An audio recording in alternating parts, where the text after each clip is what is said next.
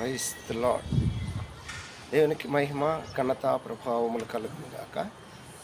ప్రేమైనటువంటి జీవం కలిగిన దేవుని కుటుంబమా, దైవ సమాజమా, చూస్తున్నారు కదా ఈ లోకంలో కట్టినటువంటి కట్టడలను, ఈ లోకంలో డెవలప్మెంట్ ఎంత జనాలు పొంగిపోతున్నారో ఈ డెవలప్మెంట్ని కట్టడలను చూసి.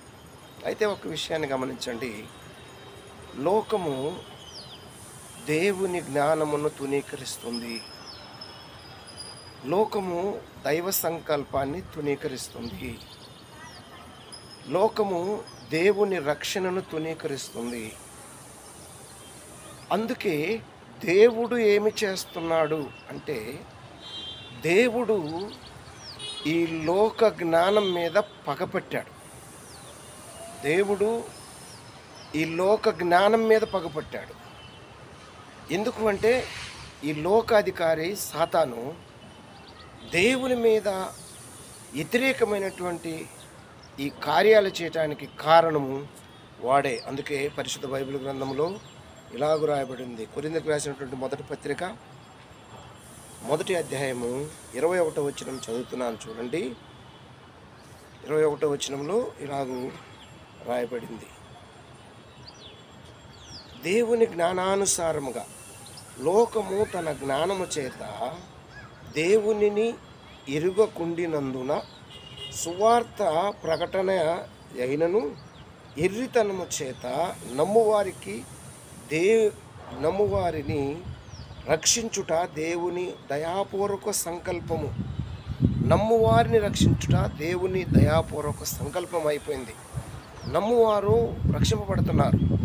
అయితే పేతురు భక్తుడు అంటాడు, ఎవడైనా క్రైస్తవుడైనందుకు సిగ్గుపడక ఆ పేరును బట్టి దేవుణ్ణి మహిమపరచాలంటాడు. దేవునికి స్తోత్రం కలుగును గాక. ఎందుకంటే నీవు అద్భుతంగా దైవ జ్ఞానం పొంది దేవుని యొక్క సంకల్పంలో నీవు ఉన్నావు.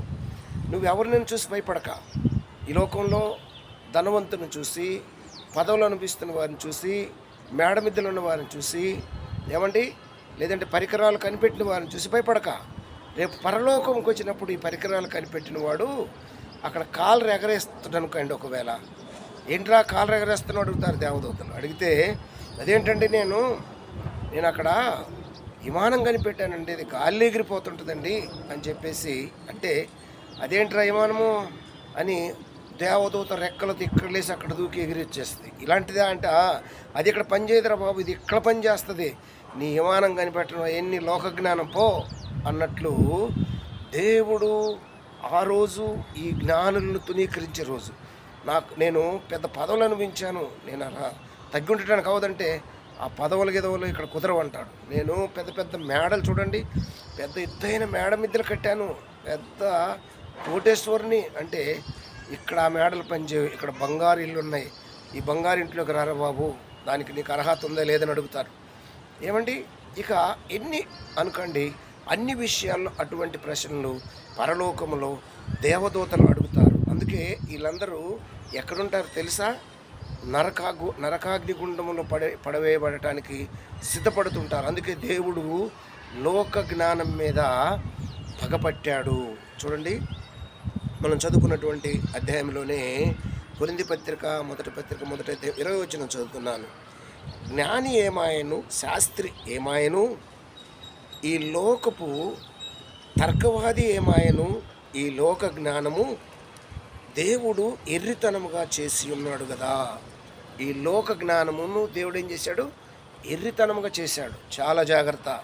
ఈ లోక జ్ఞానం ఎర్రితనం అయితే రేపు వీళ్ళందరూ చాలామంది, నేను గొప్పోళ్ళు అనుకుంటున్నవారు, సైన్సిస్టులు అనుకుంటున్నవారు, శాస్త్రవేత్తలు అనుకుంటున్నవారు చాలామంది నరకంలో పడిపోయే ప్రమాదం ఉంది. కాబట్టి దీపం ఉండగానే ఇల్లు చక్కపెట్టుకో, పానం ఉండగానే ప్రభువుని నమ్ముకో, ఆ ప్రభువుతో కొనసాగు, ఆ స్వర్గానికి వారసుడు హక్కుదారుడు అవుతావు. నువ్వు ముందే నమ్ముకున్నావా? నువ్వు వెందిరగక క్రీస్తుతో నడు, క్రైస్తవుని సంతోషించు, దేవుడు నిన్ను ఆశీర్వదించబోతున్నాడు. దేవుడు మిమ్మల్ని ఇంకా ముందుకు తీసుకెళ్ళాలని ఆశపడుతున్నాడు.